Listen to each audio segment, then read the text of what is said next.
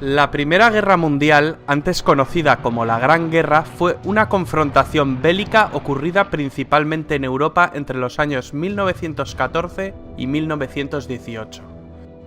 Más de 9 millones de combatientes y 7 millones de civiles perdieron la vida, una cifra extraordinariamente elevada comparado con guerras anteriores. Estas cifras son tan elevadas, entre otras cosas, por los avances tecnológicos e industriales de los beligerantes. En la Gran Guerra se vieron involucradas todas las grandes potencias industriales y militares de la época. Antecedentes. De la noche a la mañana, Alemania, que había llegado tarde al reparto colonial, se incorpora al club de las grandes naciones. Su gran ejército había infligido una humillante derrota a la Francia de Napoleón III, y el rey de Prusia, Guillermo I, se había proclamado emperador, Kaiser, de todos los alemanes. Francia pierde las regiones de Alsacia y Lorena. Francia e Inglaterra aparcaron sus diferencias en cuanto el gigante alemán empezó a hacerles sombra, formando la Entendimiento Cordial, en 1904, que tras la anexión de Rusia pasó a llamarse la Triple Entente. ¿Qué bandos se enfrentaron? Se enfrentaron dos bandos. Por un lado, la Triple Entente que acabamos de mencionar. En el otro bando tenemos la Triple Alianza, formada por las potencias centrales, el Imperio Alemán y Austria-Hungría, o Imperio Austrohúngaro. La Triple Alianza era una coalición inicialmente integrada por el Imperio Alemán y el Imperio Austrohúngaro por iniciativa del canciller Otto von Bismarck. Estos países acordaron apoyarse en caso de ser atacados por Francia o por Rusia. Ambas alianzas sufrieron incorporaciones. El Imperio Otomano y el Reino de Bulgaria se unieron a las potencias centrales. Italia se cambia de bando y se une al bando a la postre ganador, el de la Triple Entente. También se les unen el Imperio de Japón y Estados Unidos. ¿Cuál fue el detonante? El imperialismo y el colonialismo que venían desarrollando desde hacía décadas las potencias involucradas fue la principal causa subyacente. Pero la chispa que desató el conflicto se encendió el 28 de junio de 1914 en Sarajevo, con el asesinato del archiduque Francisco Fernando de Austria y su esposa. El asesino era un nacionalista serbio. El asesinato desató una crisis diplomática. Austria, Hungría y Alemania exigieron a Serbia la apertura de una investigación y la actuación en territorio serbio. Serbia se negó en rotundo, con el respaldo de la Rusia del zar Nicolás II. Austria-Hungría finalmente declara la guerra a Serbia. Rusia entonces sale en ayuda de Serbia. Más tarde Alemania mueve ficha y declara la guerra a Rusia y a Francia, e invade Bélgica. Inglaterra se la declara a Alemania, y así sucesivamente. De pronto, medio mundo estaba en guerra contra el otro medio. Hoy resultaría impensable la alegría que produjo en Alemania el estallido de la guerra. Los alemanes pensaron en una guerra rápida, derrotar a Francia entrando en París, invadiendo la neutral Bélgica, para en pocos meses trasladar toda su maquinaria a Rusia. Pero los franceses se resistieron. El avance armamentístico impuso una guerra muy costosa y muy larga que rápidamente se enquistó y se convirtió en una auténtica carnicería. Las líneas de trincheras apenas variaron.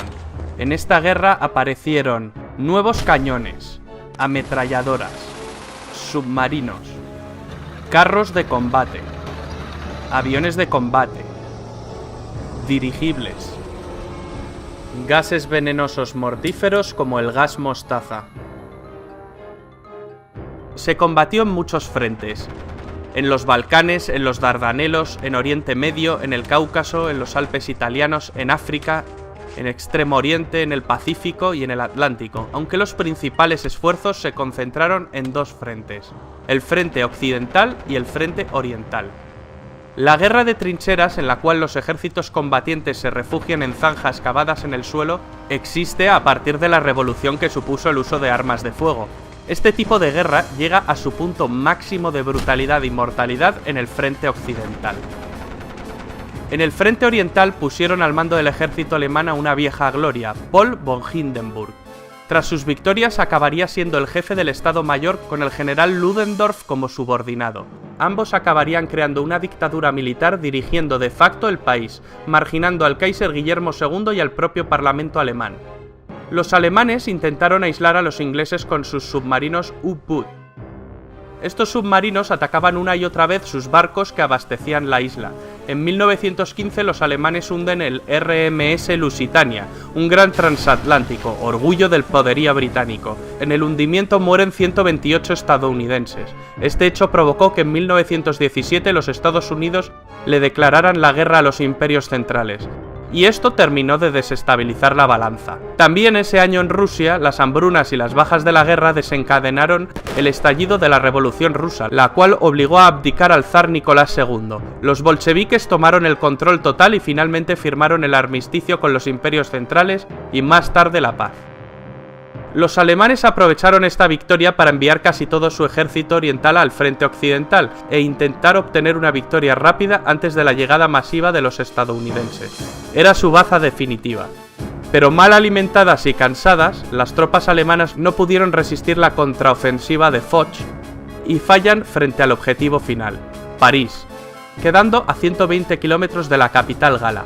El general Foch comanda sus tropas francesas y estadounidenses hacia la victoria, en la segunda batalla del Marne. Los primeros tanques británicos entraron en combate y la superioridad aérea aliada fue evidente. Los italianos también derrotaron a los austrohúngaros. Ludendorff y Hindenburg son partidarios de la capitulación inmediata, pues creen que el frente se derrumbará en cualquier momento. Tropas estadounidenses de repuesto no paran de desembarcar e incluso Italia se prepara para enviar un contingente a Francia.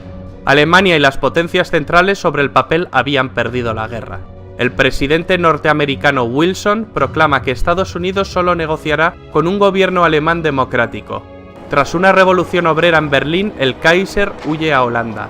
Es el fin de los Kaisers alemanes.